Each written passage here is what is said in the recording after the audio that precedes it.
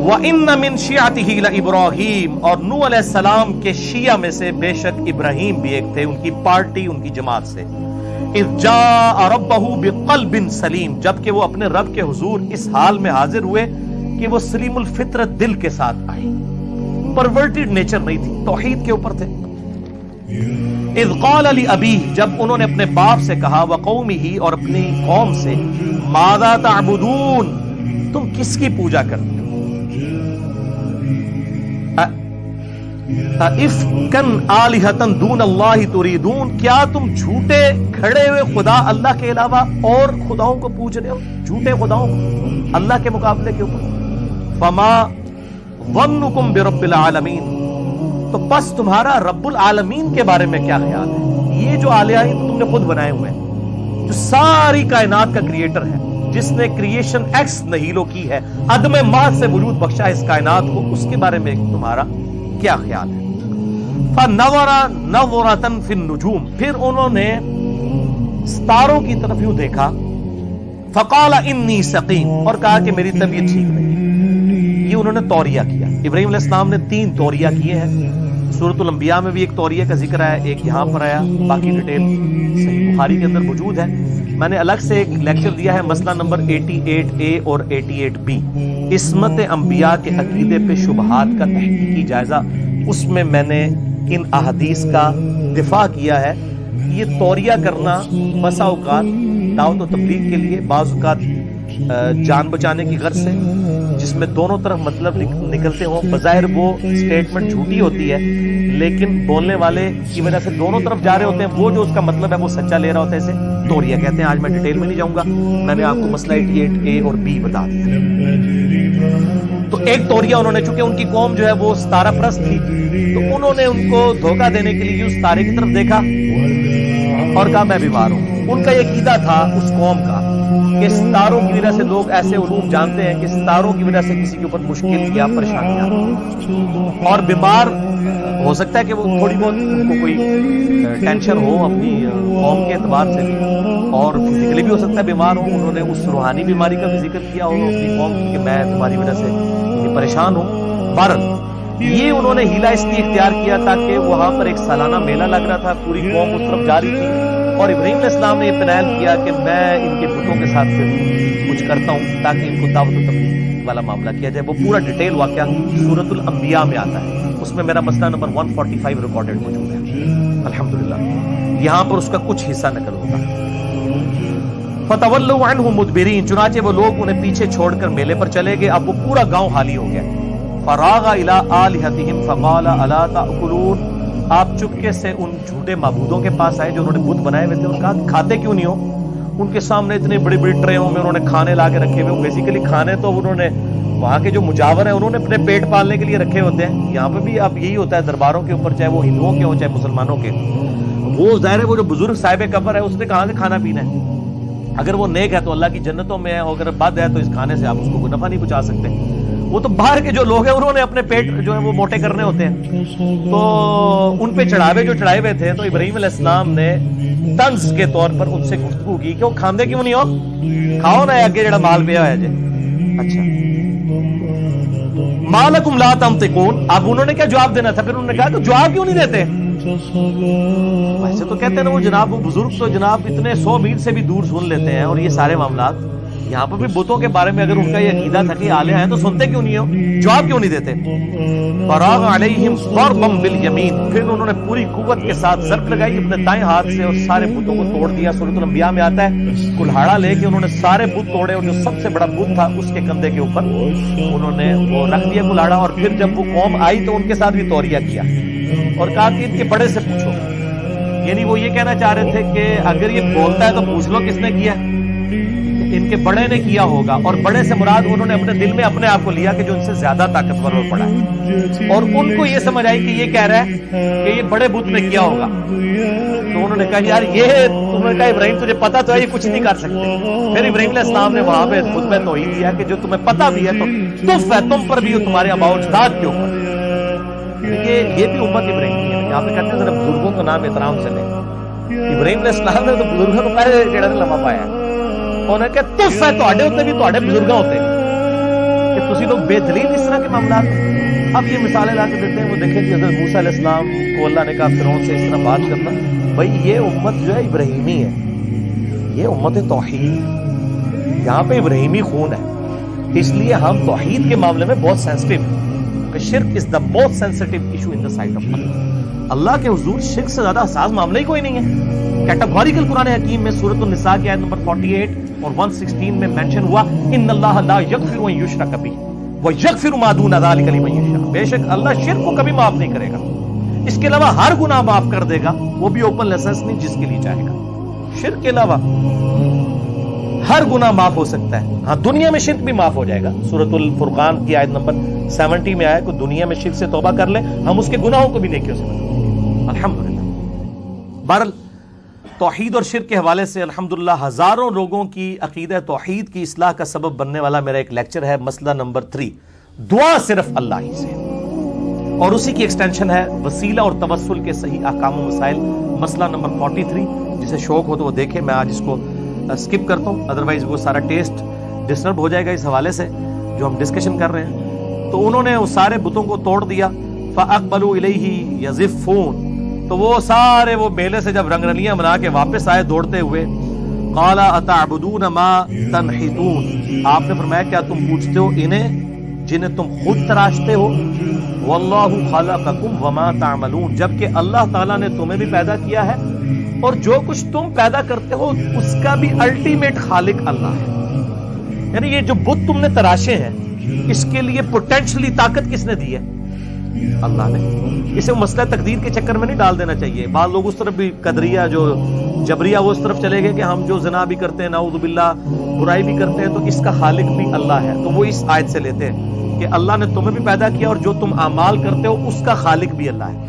حالانکہ اسے دقت نظر سے دیکھیں، اس میں بتوں کے کانٹیکسٹ میں بات ہو رہی ہے کہ جو کچھ تم کر رہے ہو تمہیں بھی اللہ نے پیدا کیا، اور جو تمہارے اعمال ہیں یعنی ان بتوں کو جو تم نے تراشا ہے یہ پوٹینشلی طاقت کس نے دی تھی؟ اللہ نے۔ تو در حقیقت اللہ خالق ہے، تمہیں چاہیے تھا اللہ کو پوچھتے اس کی طاقت سے بجائے اس کے مقابلے پر بت تراشنے کے اللہ کے سامنے سر تسلیم خم کرتے۔ یہ اس کی اپروپریٹ تشریح بنے گی۔ قالوا بنوا له بنیانا، انہوں نے اب کیا کرنا تھا، انہوں نے کہا جی کھودو اس کے لیے بڑی سی ایک جو ہے وہ زمین میں آتش کدہ بناؤ، فالقوه فی الجحیم، پھر اسے اس آگ میں پھینک دو، فارادوا به کیدا، انہوں نے تو چاہا تھا آپ کا برا کرنا، فجعلناهم الاسفلین، لیکن وہی خود ذلیل و خوار ہو گئے۔ وہ سورۃ الانبیاء میں آتا ہے اللہ نے کہا کہ ہم نے حکم دیا اے نار ٹھنڈی ہو جا ابراہیم پر اور سلامتی بانٹ، اتنی ٹھنڈی نہ ہو جائے کہ ان کو ٹھنڈ لگنا شروع ہو جائے، سلامتی والی ٹھنڈ، اور وہ آگ ٹھنڈی ہو گئی، اتنی بڑی آگ جلائی تھی انہوں نے۔ اور صحیح بخاری میں اس کانٹیکسٹ میں ایک حدیث ہے کہ سیدنا عبداللہ ابن عباس کہتے ہیں رضی اللہ تعالیٰ عنہ کہ ابراہیم علیہ السلام کو جب آگ میں پھینکنے لگے تھے تو انہوں نے اس وقت پڑھا تھا حسبنا اللہ و نعم الوکیل، ہم نے اللہ ہی پر بھروسہ کیا، ہمیں اللہ ہی کافی ہے اور وہی بہتر کارساز ہے۔ اور تمہارے محبوب صلی اللہ علیہ وآلہ وسلم بھی ہر مشکل اور پریشانی میں کہتے تھے حسبنا اللہ و نعم الوکیل۔ میرا ایک کلپ بھی یوٹیوب پہ لاکھوں لوگ دیکھ چکے ہیں، مصیبت اور پریشانی سے بچاؤ کے 3 وسائل، حسبنا اللہ و نعم الوکیل، یا حی یا قیوم برحمتک استغیث، اور لا الہ الا انت سبحانک انی کنت من الظالمین۔ احادیث کے ریفرنسز کے ساتھ میں نے ڈیٹیل سے ڈسکس کیے، میں نے صرف اشارتاً بات کر دی۔ تو اللہ تعالیٰ ماتا ہے انہوں نے برا چاہا تھا لیکن اللہ نے ان کو ذلیل و خوار کر دیا۔ وقال انی ذاہب الی ربی سیہدین، انہوں نے کہا میں تو اپنے رب کی طرف جا رہا ہوں، وہ میری رہنمائی کرے گا۔ یعنی جبلی ہدایت میں تو ابراہیم علیہ السلام تھے، انہوں نے شرک کبھی نہیں کیا۔ نبی ہمیشہ سے اللہ کی حفاظت میں ہوتا ہے لیکن مبعوث بعد میں ہوتا ہے جب اللہ چاہتا ہے۔ حضرت عیسیٰ علیہ السلام کو ماں کی گود میں مبعوث کر دیا، ہمارے محبوب صلی اللہ علیہ وآلہ وسلم کو 40 سال کی عمر میں مبعوث کیا، لیکن اللہ کی حفاظت میں تھے۔ وہ 40 سال کی زندگی بھی اللہ نے دلیل بنائی ہے سورہ یونس کے اندر آیت نمبر 15 میں کہ نبی فرما دیجئے میں اتنا عرصہ تم میں رہوں، کوئی ایسی بات مجھ سے دیکھی ہے جو اگر میں یہ دعویٰ کر رہا ہوں یہ کتاب اللہ کی طرف سے آئی ہے، میں نے کسی فلاسفر کی شاگردگی نہیں کی، میں نے کسی شاعر کی سامنے جو ہے وہ دوزانوں نہیں بیٹھا جا کے، میں نے ایسا کلام کیسے، یہ سوائے اس کے کہ یہ ڈیوائن سورس ہے اس کا۔ تو اللہ تعالیٰ ماتا ہے جب انہوں نے دعا کی ربی حب لی من الصالحین، اور انہوں نے یہ دعا کیا اللہ مجھے کوئی نیک بچہ عطا فرما، فبشرناہ بغلام حلیم، تو اللہ فرماتے ہیں ہم نے ان کو خوشخبری دی ایک حلیم فرزند، صابر و شاکر، برداشت والا، یعنی سیدنا اسماعیل علی نبینا وعلیہ الصلوۃ والسلام، ہمارے محبوب صلی اللہ علیہ وآلہ وسلم کے جد امجد۔ ابراہیم علیہ السلام کے دو بیٹے ہیں، تورات کے اندر بھی موجود ہیں، باقی کچھ ٹیمپر ہو گیا کہ انہوں نے اسحاق کو ذبیح اللہ کہہ دیا۔ ہمارے اہل سنت کی بعض کتابوں میں بھی، المصنف ابن ابی شیبہ، المستدل الحاکم کی تاریخ تفسیر تبری میں بھی، ہمارے اہل سنت کے بھی کچھ مفسرین کا یہ خیال ہے کہ ذبیح اللہ حضرت اسحاق ہے، اسماعیل نہیں ہے۔ لیکن جو قرآن پاک کا اسلوب ہے، دلائل کی روشنی میں میرا اپنا پرسنل موقف یہ ہے کہ اسماعیل علیہ السلام ہی ذبیح اللہ ہے۔ آپ کو ان آیات سے کانٹیکسٹ سے بھی پتہ چل جائے گا۔ اس حوالے سے سب سے بہترین کام مولانا مودودی رحمہ اللہ تعالیٰ نے کیا ہے تفہیم القرآن میں، انہی سورہ الصافات کی آیت نمبر 100 اور آن ورلڈ کے کانٹیکسٹ میں انہوں نے دلائل شود یہ نہیں ماری ہے، کیونکہ جو پڑھا لکھا بندہ ہے وہ شود یہ مارتا نہیں، جذبات کے ساتھ نہیں کھیلتا، علم کی طرح۔ تو ہم نے ان کو ایک حلیم فرزند کی بشارت دی۔ فلما بلغ معه السعي، جب وہ ان کے ساتھ بالغ ہوئے اور دوڑنے کے قابل ہوئے، یعنی 12-13 سال جب ان کی عمر ہوئی، قال یا بنیا، تو ابراہیم علیہ السلام نے کہا اے میرے بچے، انی ارا فی المنام، بے شک میں نے ایک خواب دیکھی ہے۔ اور بخاری و مسلم کی حدیث ہے کہ نبیوں کی جو خواب ہیں وہ وحی الہی ہوتے ہیں۔ خوابوں کے اوپر بھی میرا مسئلہ نمبر 6 بھی ریکارڈڈ ہے، جس سے شوق ہے خواب، کشف، الہام، اس حوالے سے دیکھ سکتے ہیں۔ انی اذبحک، کہ میں تجھے ذبح کر رہا ہوں۔ اب اس کا مطلب تھا کہ اللہ نے وہی کیا کہ یہ کام کرنا ہے۔ فانظر ماذا تری، اے میرے بچے بتا اب تیرا کیا ارادہ ہے۔ قال یا ابت افعل ما تؤمر، انہوں نے کہا ابا جان کر گزریے جس کا آپ کو اللہ نے حکم دیا۔ یہ انہوں نے کہا جب اللہ نے حکم دیا تو پوچھنے والی بات ہی کوئی نہیں، میرا ارادہ کون سی چیز ہے۔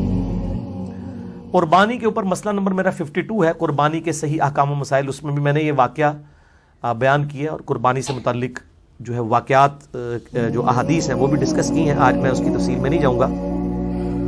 بہرحال انہوں نے کہا کہ آپ کر گزریے، ستجدونی انشاءاللہ من الصابرین، ان قریب آپ مجھے صبر کرنے والے لوگوں میں پائیں گے، میں انشاءاللہ صبر کروں گا، اللہ کے لیے جان بھی حاضر ہے۔ ویسے یہ آج کل تو صرف نعرہ ہوتا ہے کہ غلامی رسول میں موت بھی قبول ہے، یہ نعرے ہی ہوتے ہیں۔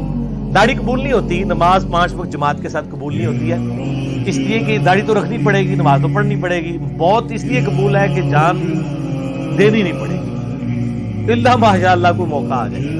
نعرہ مارنے میں کیا حرج ہے؟ یہ نعرہ نہیں تھا، واقعی انہوں نے دل سے یہ بات کی کہ ان قریب مجھے آپ صبر والے لوگوں میں پائیں گے۔ فلما اسلما، جب انہوں نے سر تسلیم ہم کر دیا ان دونوں نے، وَتَلَّهُ لِلْجَبِينِ، تو باپ نے بیٹے کو جو ہے وہ کروٹ کے اوپر لٹا لیا۔ یہ جبین کے لیے بعض کا ماتھے کا لفظ بھی استعمال کیا جاتا ہے، لیکن عربی لنگوسٹک میں یہ کنپٹی کو بھی جو ہے وہ جبین کا لفظ اس کے لیے بھی استعمال ہوتا ہے۔ تو یعنی ایک طرف لٹایا، جیسے کہ جانور کو لٹایا جاتا ہے ایک طرف سے۔ یہ بھی اکثر لوگوں کو مسئلہ نہیں حل ہوتا کہ بھئی الٹا لٹایا تھا تو وہ چھری کیسے پھیر رہے تھے، وہ کروٹ کے اوپر لٹایا تھا۔ وَنَادَيْنَاهُ أَن يَا إِبْرَاهِيمُ، بس جب وہ یعنی چھری چلانے لگے اس وقت اللہ تعالیٰ فرماتا ہے ہم نے ان کو پکارا، اے ابراہیم قد صدقت الرؤیا، بے شک تو نے اپنا خواب سچا کر دکھایا، بس ادھر تک ہی تجھے لے کے آنا تھا، یعنی بالکل ایج کے اوپر انہوں نے تو اپنی قربانی پیش کر دی۔ اور یہ اسماعیل علیہ السلام سے بڑھ کر حضرت ابراہیم علیہ السلام کی قربانی، 87 سال کی عمر میں رو رو کے ایک بچہ مانگا، باپ کی عمر ہوگی 99 ایئرز، بچہ 12 سال کا، اور بڑھاپے کا سہارا ایک ہی بیٹا، اس کی بھی قربانی مانگ دی ہے۔ تو میں اس لیے کہتا ہوں اس جھگڑے میں نہیں پڑنا چاہیے کہ یہ اسماعیل علیہ السلام تھے یا اسحاق علیہ السلام تھے، اختلاف ہے، کبھی دلائل اسماعیل علیہ السلام کی طرف ہے۔ اصل چیز یہ ہے کہ یہ ابراہیم علیہ السلام کی قربانی ہے۔ سورۃ البقرہ میں اللہ تعالیٰ نے جب جب ہم نے ابراہیم کو آزمایا تب تب وہ کامیاب ہوا، انہوں نے آزمائش کی۔ آج دیکھ لیں، آج سنت ابراہیمی زندہ ہے، ہم بھی یعنی ابراہیم علیہ السلام کی نسبت سے بات کرتے ہیں۔ قرآن حکیم میں ہمیں کہا گیا لقد کان لکم فی رسول اللہ اسوۃ حسنہ، تمہارے لیے رسول اللہ کی زندگی میں اسوہ حسنہ ہے صلی اللہ علیہ وآلہ وسلم، اور نبی صلی اللہ علیہ وآلہ وسلم کو کہا گیا آپ کے لیے ابراہیم کی زندگی میں اسوہ حسنہ۔ یہ ما کان ابراہیم یہودی ولا نصرانی، ابراہیم نہ تو یہودی تھے نہ نصرانی تھے، ولکن کان حنیفا مسلما وما کان من المشرکین، بلکہ وہ اکیلے ٹوٹ کر ایک اللہ کے ہو گئے تھے. وہ مسلم تھے, حنیفہ تھے, اور مشرکوں میں یہ امام حنیفہ والا حنیفہ نہیں ہے, اس میں ہے آتی ہے, اس میں الف. حنیفہ سب سے ٹوٹ کر ایک اللہ کا ہو جانے والا. تو ابراہیم علیہ السلام سب سے ٹوٹ کر ایک اللہ کے ہو گئے تھے. تو یہ امت حنیفی امت ہے. ابراہیم علیہ السلام سب سے ٹوٹ کر ایک اللہ کے ہو گئے تھے. نہ ابراہیم علیہ السلام یہودی تھے نہ عیسائی تھے. اور ڈاکٹر اسرار صاحب رحمہ اللہ تعالی, اللہ تعالیٰ ان کی غلطیاں معاف کرے, ان کو نیک کاموں کا اجر دے. وہ جب یہ آیت پڑھا کرتے تھے تو کہا کرتے تھے کہ ابراہیم علیہ السلام نہ یہودی تھے نہ عیسائی تھے بلکہ وہ تو مسلمان تھے. تو وہ کیا کرتے تھے کہ مسلمانوں, نبی صلی اللہ علیہ وسلم نہ سنی تھے نہ شیعہ تھے, وہ بھی مسلمان تھے, تو آپ بھی مسلمان ہو جاؤ. اور حقیقت بات ہے, قرآن حکیم میں نہیں آیا قل اننی ہدانی ربی الی صراط مستقیم. اے نبی فرما دیجئے صلی اللہ علیہ وآلہ وسلم, مجھے تو میرے رب نے سیدھا راستہ دکھا دیا ہے. دینا قیما ملت ابراہیم حنیفہ, وہ دین جو کہ قائم ہے ابراہیم علیہ السلام کی ملت پر, جو سب سے ٹوٹ کر اللہ کے ہو گئے تھے. وما کان من المشرکین, ابراہیم مشرک نہیں. قل ان صلاتی ونسکی ومحیای ومماتی للہ رب العالمین. اے نبی صلی اللہ علیہ وآلہ وسلم یہ بھی فرما دیجئے کہ بے شک میری نماز, میری قربانی, میرا جینا, میرا مرنا سب اللہ کے لیے ہے جو سارے جہانوں کا پالنے والا ہے. لا شریک لہ, میں اس کے ساتھ کسی کو شریک نہیں ٹھہراتا. وبذالک امرت وانا اول المسلمین, اور اسی کا مجھے حکم بھی ہوا ہے اور سب سے پہلا مسلم, فرما بردار, تابع فرمان رب کا میں ہوں. سب سے پہلے میں مسلم. نبی صلی اللہ علیہ وآلہ وسلم سنی شیعہ کی تفریق سے بلند تھے. الحمدللہ ہمیں بھی اپنے آپ کو مسلمان کہنے پر فخر محسوس کرنا چاہیے. ان ھذا لہو البلاء المبین. قربان جائیں ابراہیم علیہ السلام کے, یار جس کو اللہ کہہ رہا ہے کہ ابراہیم علیہ السلام کو اللہ فرماتا ہے بے شک یہ بہت بڑی آزمائش ہم نے ڈال دی تھی. یعنی ہم تو کہتے ہیں نا کہ اللہ تعالیٰ کے لیے کچھ بڑا کام کر دیں, اللہ فرماتا ہے ہم نے بہت بڑی آزمائش ڈالی تھی, وہ کامیاب ہوئے. وفدیناہ بذبح عظیم, اور ہم نے بچا لیا ایک عظیم فدیے کے. بس مسند احمد میں ڈیٹیل آتی ہے کہ وہ ایک مینڈا نازل ہوا تھا اور اس کے سینگ جو ہیں وہ خانہ کعبے کے اندر موجود تھے. حتیٰ کہ جب یزید نے جو ہے وہ عبداللہ ابن زبیر پہ چڑھائی کی اور منجنیق سے خانہ کعبہ شہید ہو گیا, جو صحیح مسلم میں بھی ڈیٹیل آتی ہے اس کی کتاب الحج چیپٹر کے اندر, تو وہ مینڈے کے جو سینگ پچھلے سمجھ لیں آپ 3,500 سال سے وہاں پر موجود تھے, وہ پھر جل گئے اس میں. وَتَرَكْنَا عَلَيْهِ فِي الْآخِرِينَ, اور ہم نے ان کا ذکر خیر بعد میں آنے والوں میں چھوڑ دیا. ہے نا ذکر خیر. آپ دیکھیں کہ دنیا کے کروڑوں مسلمان ہر سال قربانی کرتے ہیں, اس کو سنت محمدی نہیں کہتے صلی اللہ علیہ وآلہ وسلم, سنت ابراہیمی کہتے ہیں. حج بھی کرتے ہیں, سنت ابراہیمی کہتے ہیں. حالانکہ ابراہیم علیہ السلام کے بارے میں تو قرآن میں آتا ہے کہ ایک لوط ان پر ایمان لایا, ان کے گھر والے چند. ابراہیم علیہ السلام پہ بہت تھوڑے لوگ ایمان لے کے آئے, لیکن اللہ کے حضور کوانٹٹی, اتھارٹی, اتھینٹسٹی نہیں ہے, کوالٹی ہے. چاہے اکیلا ابراہیم ہو, اس لیے تو سورۃ النحل میں اللہ نے میں ابراہیم اکیلا ہی پوری امت تھا. اکیلا اس لیے پوری امت تھا کہ وہ ہی اکیلے تھے, 20 بچے تو چلے ساتھ ہوتی ہیں. ایک لوط علیہ السلام ان پہ ایمان لائے, ان کو بھی اللہ نے مبعوث کر دیا پیغمبر بنا کے. تو اگر کوانٹٹی کے اوپر فیصلہ ہونا ہوتا تو ابراہیم علیہ السلام دنیاوی طور پہ تو ناکام ہوئے, لیکن اللہ کے حضور کامیاب ہے. آج دیکھ لیں جتنے آسمانی مذاہب ہیں, چاہے یہودی ہوں, عیسائی ہوں, مسلمز ہوں, ان کا نام رسپیکٹ سے لیتے ہیں. ان کو اپنی زندگی میں وہ مشہوری نہیں ملی جو قیامت تک کے لیے اللہ نے ان کو, اللہ تعالیٰ فرماتا ہے وَتَرَكْنَا عَلَيْهِ فِي الْآخِرِينَ, اور ہم نے ان کا ذکر خیر بعد میں آنے والے لوگوں میں باقی رکھا. سلام علی ابراہیم, سلامتی ہو ابراہیم. میں کہتا ہوں اس سے بڑا کوئی ٹائٹل ہے کہ اللہ تعالیٰ اپنے بندے پہ سلامتی بھیج دے کہ یار اے نے کام کیتا ہے بھائی, ویل ڈن, سلام علی ابراہیم. اور اس صورت کو آپ دیکھیں گے کئی نبیوں کے نام, سلام علی نوح فی العالمین, سلام علی موسیٰ و ہارون, سلام علی الیاسین, اور اینڈ پہ پھر کنکلوژن ہے سورت کی سبحان ربک رب العزت عما یصفون وسلام علی المرسلین والحمد للہ رب العالمین. اس سورت کا اینڈ ان آیات کے اوپر تمام پیغمبروں پر اللہ تعالیٰ نے سلامتی بھیجی. کذالک نجزی المحسنین, اسی طریقے سے ہم بدلہ دیتے ہیں نیکوکاروں کو. انہو من عبادنا المؤمنین, بے شک وہ ہمارے مؤمن بندوں میں سے تھے, بات ماننے والے بندوں میں سے تھے. وبشرناہ باسحاق نبی من الصالحین, ہم نے ان کو بشارت دی اسحاق کی جو نبی صالحین میں سے ہوں گے. تو اس کا مطلب یہ ہے کہ حضرت اسماعیل والا واقعہ ہوا ہے، اس کے بعد حضرت اسحاق پیدا ہوئے ہیں. یعنی یہ قرآن کی ترتیب بھی یہ سپورٹ کر رہی ہے کہ اسماعیل علیہ السلام ہی سبی اللہ ہے.